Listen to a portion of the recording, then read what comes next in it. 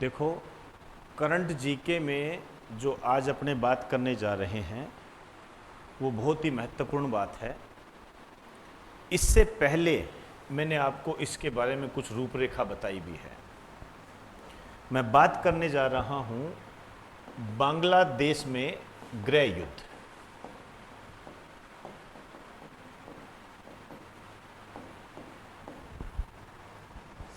भारत के हालात चिंताजनक, गृह युद्ध की स्थिति, ऐसा करके मैंने एक लेक्चर अपलोड किया था यूट्यूब पे। उसके आगे की बात है ये। इस लेक्चर को देखने से पहले उसको यदि आप नहीं देखते हो तो पूरा न्याय नहीं कर पाओगे। मैं थोड़ा ब्रीफ में बता देता हूँ कि उस लेक्चर में मैंने ये बताया है कि बांग्लादेश बना कब था, स्वतंत्रता दिवस कब मनाया जाता है, स्वतंत्र कब हुआ था, शेख मुजीबुर रहमान कौन थे, और इसके अलावा ढाका, टका, ये बातें मैंने आपको बताई थी। मैंने बांग्लादेश की स्थिति के बारे में आपको बताया था। मैंने आपको कहा था कि बांग्लादेश की सीमा को स्पर्श करने वाले कौन कौन से राज्य हैं। वो क्वेश्चन एलडीसी में आ भी गया। असम 2 बार सीमा स्पर्श करता है, त्रिपुरा तीनों ओर स्पर्श करता है। ये क्वेश्चन आपके आए हुए हैं। नीचे बंगाल की खाड़ी आप अच्छे तरीके से समझते हो। आरक्षण व्यवस्था को लेकर वहाँ जो स्टूडेंट थे उन्होंने ये आंदोलन किया था, और उस आंदोलन को जैसे राजनीतिज्ञ बताते हैं कि अमेरिका ने हवा दी, कुछ चाइना का भी रोल रहा, विदेशी ताकतों का रोल रहा, और उसके चलते शेख हसीना को देश छोड़ना पड़ा, जो कि वहाँ की प्रधानमंत्री थी। भारत ने उसको शरण दी थी। ये सब बातें आप पढ़ चुके हो। वहाँ पर जो हिंदू रह रहे हैं, जो कि अल्पसंख्यक है, उनको मारा जा रहा है, उन पर अत्याचार किए जा रहे हैं, तो उससे भारत भी प्रभावित हुआ। 100 बातें हैं, वो आप देख रहे हो। ठीक इसी दरमियान हमारे सामने एक खबर आ गई कि बांग्लादेश में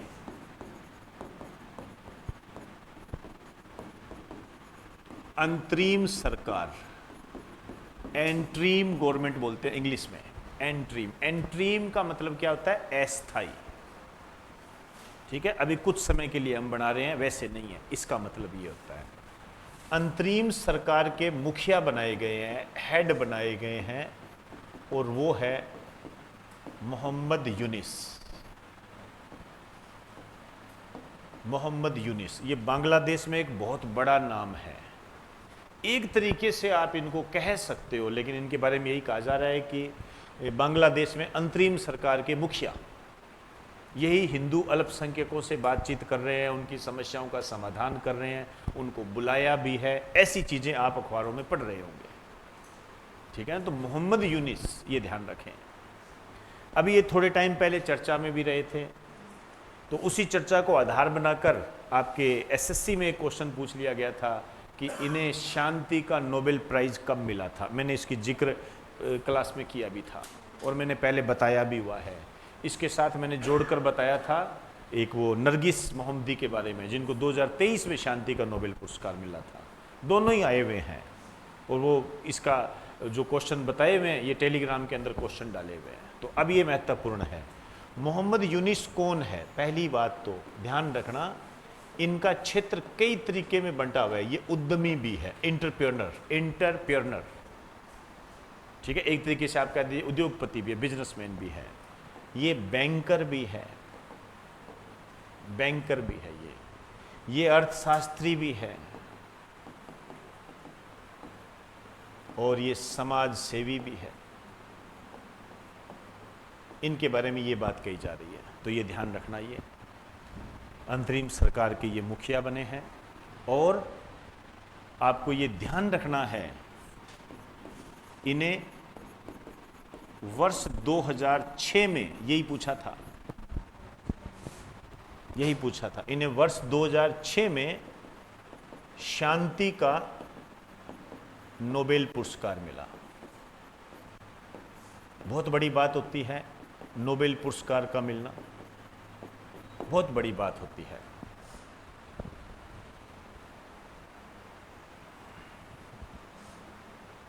नोबेल पुरस्कार मिला, ये शांति का नोबेल पुरस्कार।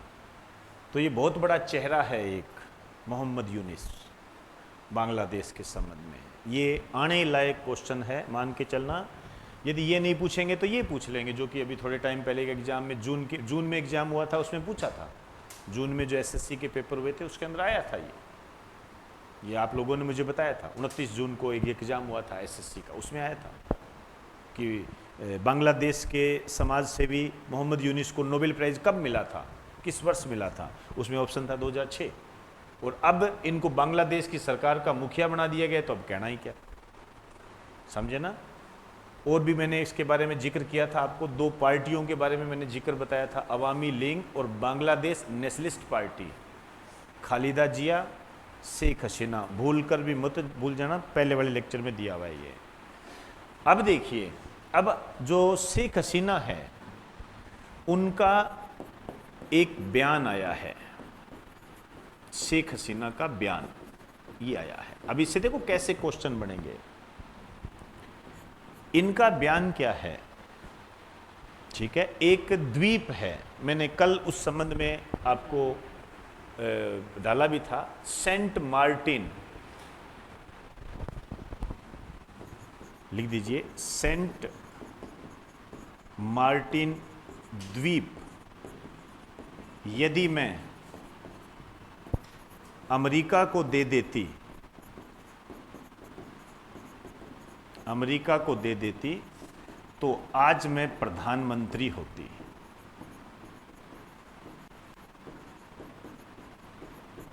आज मैं प्रधानमंत्री होती, ये स्टेटमेंट दिया है इन्होंने, सेंट मार्टिन द्वीप। अब आप खुद अंदाजा लगा लीजिए कि ये कितना महत्वपूर्ण टॉपिक है ये।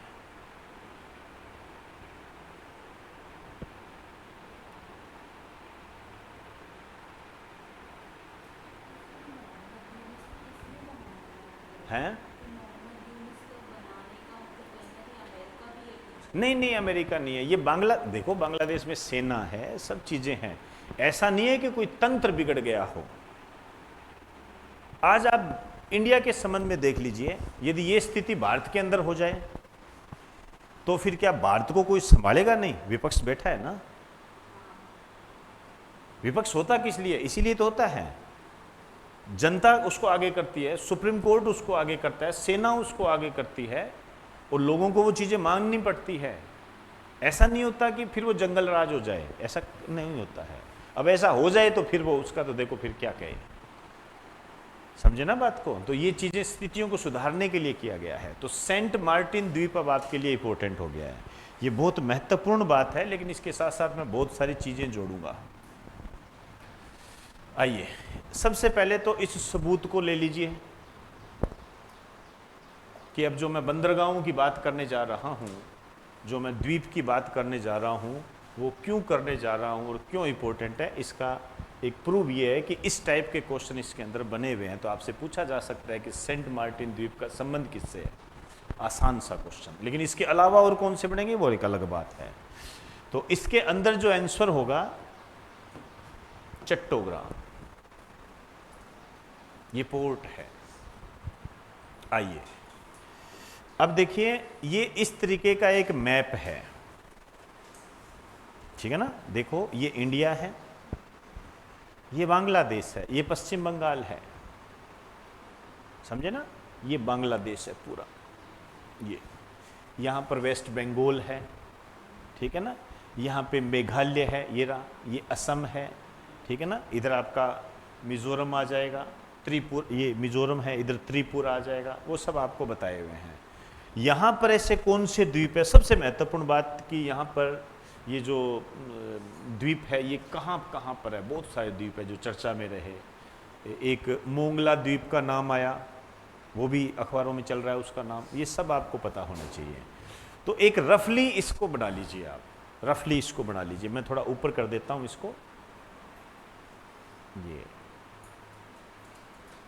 फिर उस हर द्वीप के बारे में आपको जानकारी होनी चाहिए। इतने से काम चल जाएगा ना। ये है, बहुत ध्यान से चीज़ों को पढ़ना है आपने अच्छे तरीके से।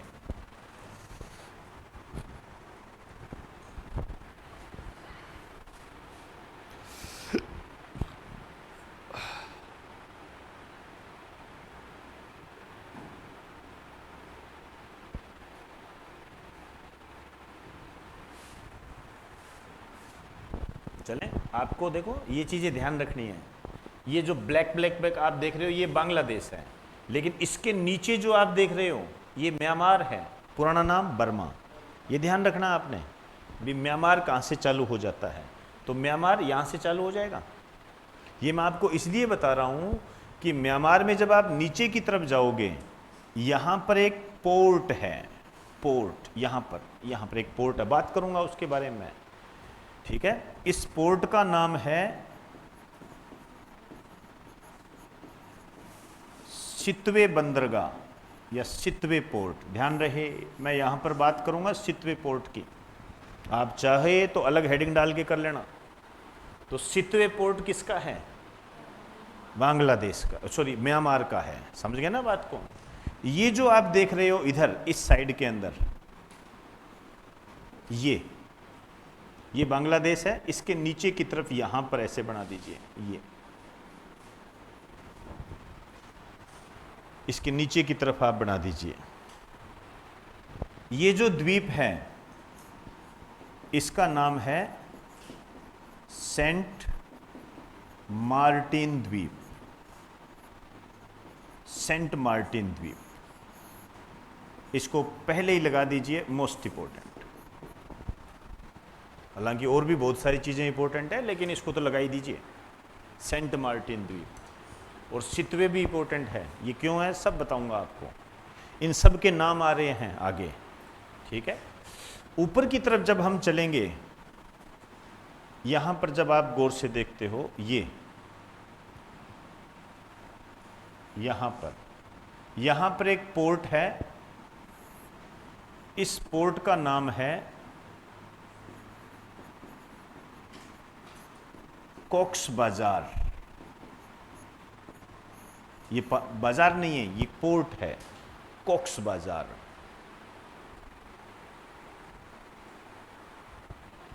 कॉक्स बाजार है ये।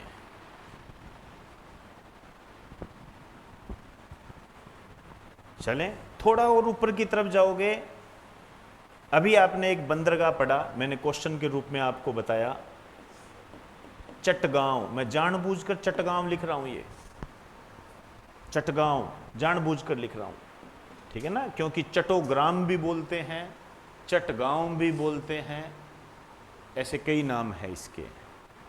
नेशनल मूवमेंट में भी इसका काफ़ी योगदान रहा है, हम इसको पढ़ते हैं। मास्टर दा के नाम से यहाँ पर क्रांतिकारी हुए थे और उन्होंने शस्त्रागार लूट लिया था चटगांव के, ठीक है ना, वो पढ़ते हैं उसके अंदर। तो उसकी बात अभी मैं नहीं करने जा रहा हूँ। ये कॉक्स बाजार है, ठीक है ना। देखिए कॉक्स बाजार में हमें इतनी बात नहीं पढ़नी है, पुराने पेपरों के आधार पर ये क्वेश्चन आया हुआ है, इसलिए इसको यही निपटा दो। लिखिए, यह मछली पकड़ने का सबसे महत्वपूर्ण केंद्र है। कॉक्स बाजार के नीचे लिख दीजिए, यह मछली पकड़ने का सबसे महत्वपूर्ण केंद्र है।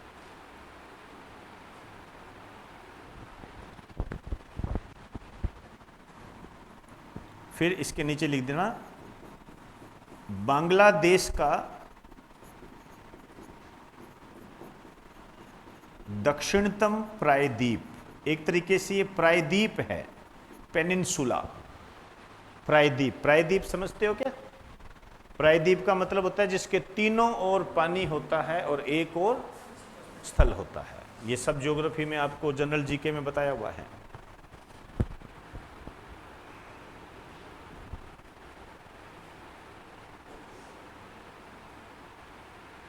चलें, आइए अब आप देखिए इधर इस साइड के अंदर, लगभग इस साइड के अंदर, वो अभी आपको निकालना है।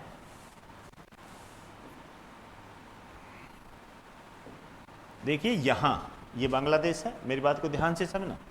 यहां पर इस साइड में एक पोर्ट है, ठीक है। इस पोर्ट का नाम है, आप इसको यहां निकाल दीजिए, इस पोर्ट का नाम है मोंगला पोर्ट। मोंगला पोर्ट, इस पोर्ट का नाम मोंगला पोर्ट है।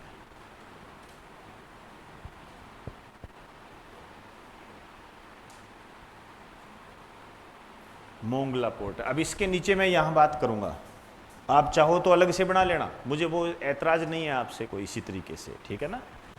एक और क्वेश्चन है, वो आ भी चुका है। ये जो आप देख रहे हो इधर इस साइड के अंदर, यहां पर मैं बना देता हूं इस साइड के अंदर, ठीक है। इसको चाहे आप ऐसे करो, देख लो, यहां लिखना चाहो तो यहां लिख दो, जहां आपकी मर्जी हो। ये है न्यू मूर द्वीप, न्यू मूर द्वीप, ये आइलैंड है, ध्यान रखना, ये आइलैंड है, ये पोर्ट है। बंदरगाह समझते हो ना, एक द्वीप होता है बंदरगाह, बंदरगाह तटीय स्थल पर बनाए जाते हैं, ठीक है ना। ये द्वीप है जिसके चारों तरफ पानी होता है। ये प्रायद्वीप है जिसमें तीनों ओर पानी होता है, एक और स्थल होता है। ये द्वीप है, देखो बिल्कुल चारों तरफ से पानी है इसके अंदर, ठीक है ना। ये ऐसे, ये है, ये बंदरगाह है। चट्टोग्राम या चटगांव ये पोर्ट है। ये बातें आपको ध्यान रखनी है। तो हमें जो पढ़ना है 1 2 3 4 5, इनके बारे में हमें बात करनी है। समझ में आई बात सारी? और ये सब के सब इंपॉर्टेंट है। कोक्स बाजार हमने पढ़ लिया है। सबसे पहले मैं निपटाना चाहूंगा सितवे बंदरगाह को। सबसे पहली बात तो आपसे यही क्वेश्चन बनता है, सितवे बंदरगाह का संबंध किस देश के साथ है? म्यांमार। गलती मत कर देना, ठीक है ना, ध्यान रखना। आगे ना समझ में आए तो बेटा लिख दिया करना, कोई दिक्कत नहीं है, ठीक है ना। अलग से हेडिंग डालना चाहो तो आप अलग से भी लिख सकते हो सितवे बंदरगाह, वो आपकी मर्जी है, ठीक है। अब देखिए हुआ क्या है, हाँ जी, हाँ, आप YouTube पे देख लेना, ठीक है। अब देखिए ये जो सितवे बंदरगाह है, अभी भारत ने क्या किया है, इसके ऑपरेशनल राइट लिए हैं। भारत ने एक तरीके से आप समझ लीजिए किराए पर ले लिया है, ठीक है। इस दृष्टि से यह भारत का दूसरा विदेशी बंदरगाह है, क्योंकि हमारा तो है नहीं, हमने तो किराए पे लिया है इसको, समझे ना बात को। तो सितवे बंदरगाह के नीचे लिखिए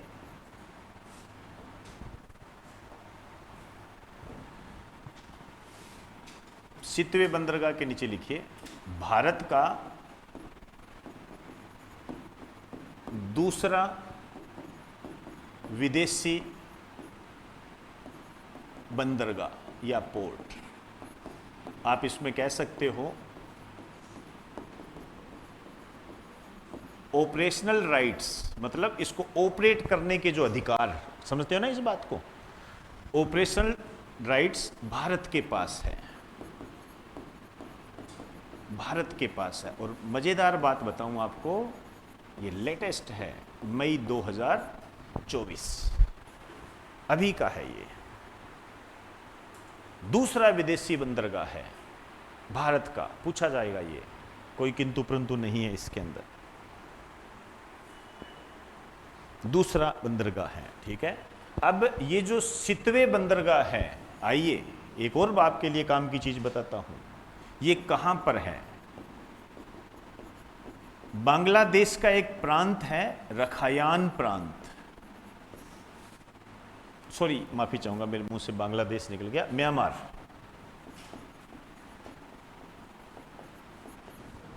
रखायान प्रांत, कई जगह इसको रखायन भी बोल देते हैं, इससे कोई फर्क नहीं पड़ता है। तो म्यांमार में जो रखायान प्रांत है, वहां पर क्या है? सितवे बंदरगाह है, जिसे भारत ने उसके ऑपरेशनल राइट्स खरीद लिए हैं।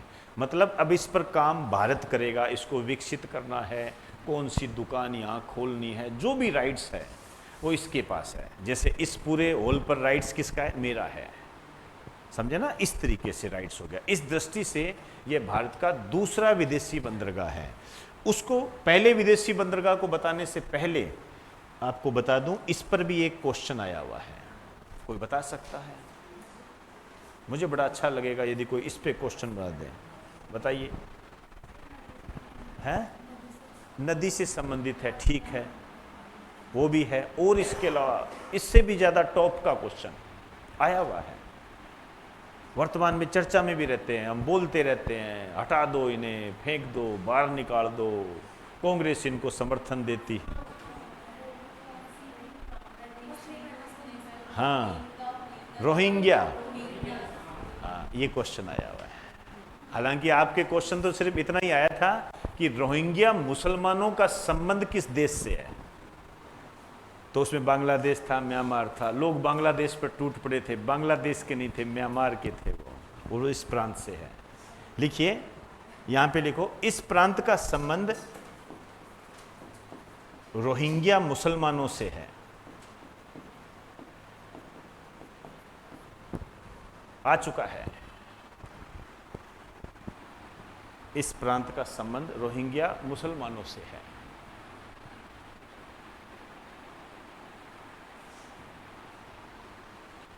चले, आइए अब आप देखिए, भारत का दूसरा विदेशी बंदरगाह है, तो पहला कौन सा है, बताएगा कोई? कोई बात नहीं, पहला है चाबहार बंदरगाह, चाबहार पोर्ट। ये तो बता दो, चाबहार पोर्ट किस देश का है? ईरान। शाबाश, ये ईरान का है। कई बार चर्चाएं की है चाबहार पोर्ट, ठीक है ना। ये पाकिस्तान और चीन ने एक बंदरगाह है ग्वादर बंदरगाह, जो कि पाकिस्तान के अंदर है, उसको डेवलप किया, तो उसका जवाब है ये। तो भारत केवल 2 विदेशी बंदरगाहों पर अपना अधिकार रखता है अब तक, एक चाबहार है और एक सितवे बंदरगाह है। तो अब मुझे आपको ये बताने की आवश्यकता नहीं है कि ये कितना महत्वपूर्ण है, ठीक है। आइए वापस आ जाइए, चाहे आप इधर कर दो चाहे जैसे भी है, ये मैंने आपको बता दिया। सेंट मार्टिन में आराम से बताऊंगा। न्यू मूर द्वीप पे आ जाइए, न्यू मूर द्वीप। लिखिए, अभी तक जो क्वेश्चन आया हुआ है वो यही है कि यह किन देशों के मध्य विवादित है। भारत और बांग्लादेश के मध्य विवादित है ये, तो इसमें लिख दीजिए न्यू मूर द्वीप, भारत व बांग्लादेश के मध्य विवादित।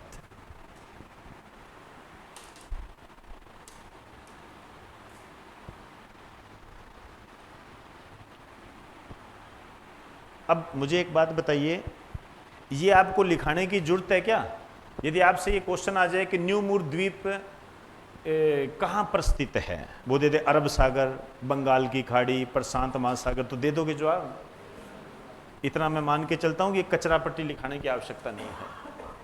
आइए, ये जो न्यू मूर द्वीप है, लिखिए भारत में नाम, इसका भारत में जो नाम है न्यू मूर भी बोलते हैं, एक पूर्वासा भी बोलते हैं, पूर्वासा। मैं यहां लिख देता हूं,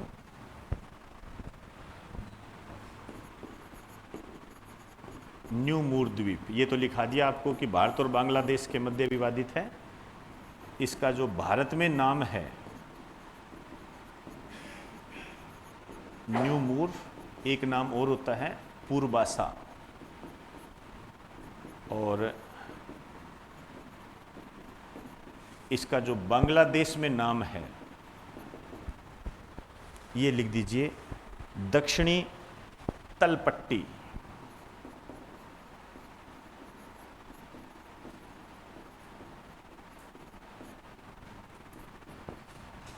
देखो, इस द्वीप के बारे में अब ज़्यादा बातें होती नहीं है। इसका कारण ये है, एक तो यहाँ लोग नहीं रहते, दूसरी बात जलवायु परिवर्तन के कारण ये डूबने की कगार पर है, लगभग डूब सा ही गया ये।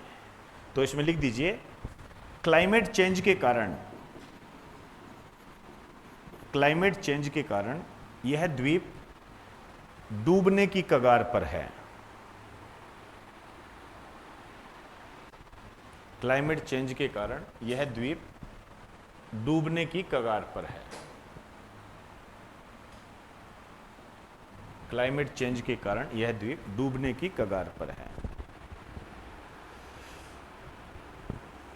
चलें, आइए अब आ जाइए इधर।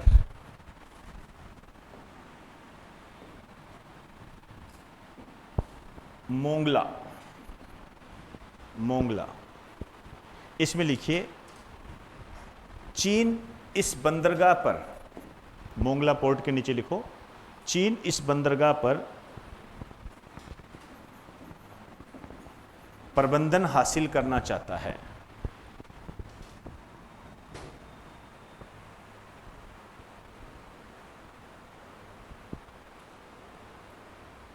चीन इस बंदरगाह पर प्रबंधन हासिल करना चाहता है, मतलब चीन की नज़र है इस पर। आप देखिए, यदि चीन यहाँ आ गया तो ज़्यादा दूरी पर नहीं है, बंगाल की खाड़ी पर कब्जा कर लेगा ये पूरा। इस कारण से अभी जो प्रधानमंत्री नरेंद्र मोदी की यात्रा रही थी, बांग्लादेश यात्रा, तब इस पर चर्चा हुई थी कि हमें ये दो, इस पर अधिकार हमें दो, तब ये चर्चा में रहा था। और चाइना भी इस पर अपना चाहता है भी मैं भी इस पे यहाँ पर आऊँ, दोनों इसको खरीदने के मूड में है। अब यदि यहाँ पर बीएनपी पार्टी आ गई, खालिदा जिया वाली, तो मान के चलना वो चीन की पक्षधर है, वो चीन को ही देगी ये, ठीक है। और ये जो बंदरगाह है, जिसे शेख हसीना ने कहा है कि यदि ये द्वीप जो है, यदि ये द्वीप मैं अमेरिका को दे देती तो मैं आज प्रधानमंत्री होती, यहाँ इसको अमेरिका हथियाना चाहता है, ठीक है ना। आइए अब इस बारे में बात करते हैं। आप इसके नीचे लिखना चाहो तो नीचे लिख लेना, जैसे आपकी मर्जी हो। आइए, सेंट मार्टिन द्वीप, सेंट मार्टिन द्वीप, ये बात पूर्ण रूप से आपकी क्लियर होनी चाहिए, ये बांग्लादेश का है, ध्यान रखना, पूर्ण रूप से क्लियर होनी चाहिए ये चीजें, गड़बड़ी मत कर देना। ये बांग्लादेश का है। आइए नेक्स्ट लाइन लिखिए, बांग्लादेश का एकमात्र परवाल द्वीप है ये। परवाल द्वीप मतलब इसको कहते हैं coral reef, one and only coral reef of Bangladesh, one and only coral reef of Bangladesh, एकमात्र परवाल द्वीप है ये। जैसे हमारे यहाँ भारत के अंदर लक्षद्वीप है, अंडमान निकोबार है, ये सब क्या है, परवाल द्वीप है ये। परवाल द्वीप क्या होते हैं, समुद्री जीवों के कंकाल से बनने वाली भूमि को हम परवाल द्वीप बोलते हैं, ठीक है। भारत के संबंध में ये पूछा भी जाता है। आइए, ये जो द्वीप है इसका जो अन्य नाम है, ध्यान से लिखना अन्य नाम, ताकि आपको ये पता रहे, इसका अन्य नाम है नारिकेल जिंजीरा।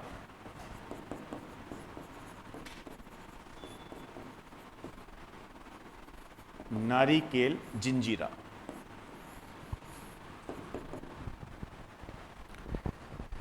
नारिकेल जिंजीरा। क्यों बोलते हैं नारिकेल जिंजीरा, लिख दीजिए, क्योंकि यहां पर नारियल की खेती ज्यादा होती है, क्योंकि यहां पर नारियल की खेती ज्यादा होती है। आइए, इसका जो एरिया है बहुत कम है, 3 वर्ग किलोमीटर, बहुत कम है। और इसकी जो जनसंख्या है, पॉपुलेशन जो है, ये 4000 के आसपास है। एक्यूरेट लिखना चाहो 3700, 3700।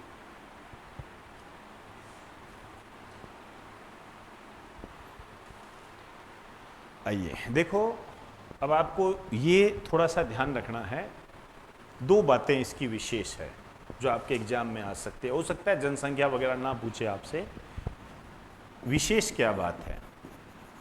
एक तो ये बात है कि जो अब इसके पास बिल्कुल म्यांमार लगता है, तो म्यांमार ये कहता है ये मेरा है,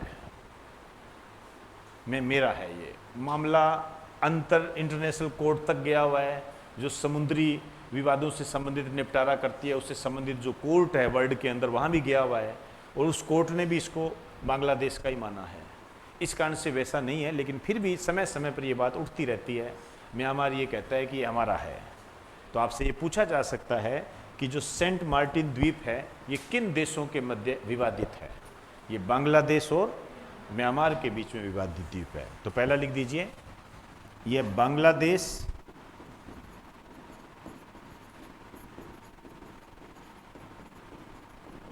व म्यांमार के मध्य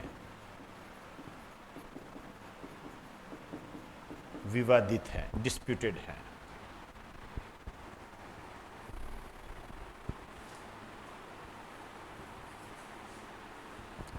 दूसरा जो टॉप का है, जिसका उल्लेख ये शेख हसीना ने किया है, अब यहाँ से पूरी वो बात जो मैंने स्टेटमेंट दिया है वो होगी। लिख दीजिए, अमेरिका इस द्वीप पर, अमेरिका इस द्वीप पर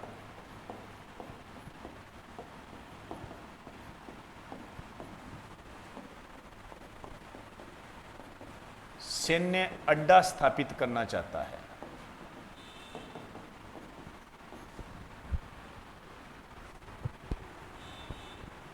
अमेरिका इस द्वीप पर सैन्य अड्डा स्थापित करना चाहता है।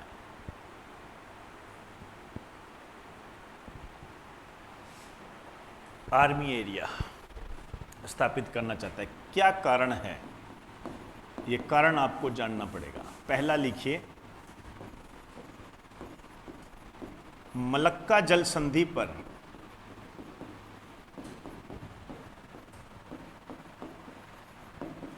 रणनीतिक नियंत्रण स्थापित करना चाहता है। Strategical control on Malacca water straight, Malacca जल संधि पर रणनीतिक नियंत्रण स्थापित करना चाहता है। आगे लिख दो, यहां पर चीन अपना व्यापार करता है। यहां पर चीन अपना व्यापार करता है। समझ रहे हो मेरी बात को? चीन और अमेरिका की साठगांठ समझते हो? आपस में एक दूसरे की प्रतिद्वंदी है। तो अमेरिका चीन के खेमे में प्रवेश करना चाहता है जहां वो व्यापार करता है, उस पर नियंत्रण स्थापित करना चाहते हैं। मलक्का जल संधि जो है चीन के लिए बहुत महत्वपूर्ण है। अब जब ये यहां आ जाएगा, सेंट मार्टिन द्वीप है, क्या आपको ऐसा नहीं लगता कि अमेरिका इसके माध्यम से भारत, चीन और म्यांमार पर निगरानी रख सकेगा?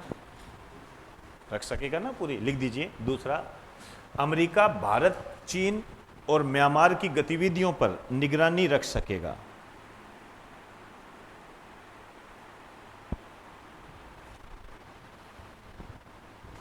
अमेरिका भारत, चीन और म्यांमार की गतिविधियों पर निगरानी रख सकेगा।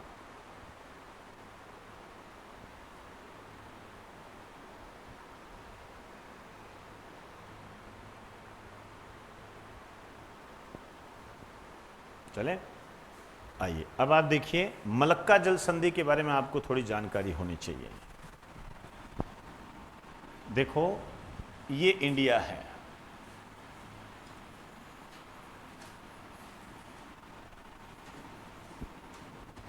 और ये क्या है? बांग्लादेश। अभी बताया ना आपको। इसके नीचे की तरफ जाओगे तो ये इंडोनेशिया का क्राइटेरिया आता है। सारा पानी है, ये सुमात्रा द्वीप है, और इधर आपका मलेशिया है, और यहाँ जो है ये मलक्का जल संधि है। मैं वैसे मैप में दिखा देता हूँ आपको, आप घर पे जाके भी इसको देखें।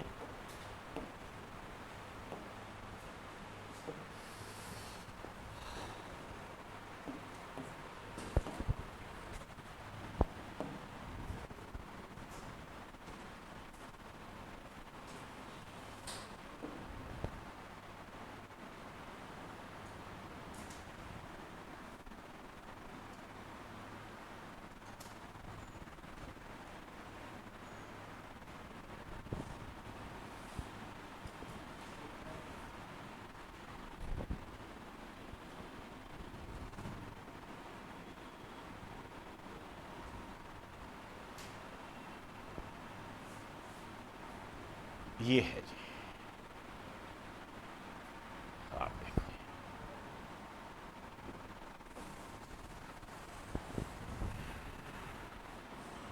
ये बांग्लादेश है, ये म्यांमार है।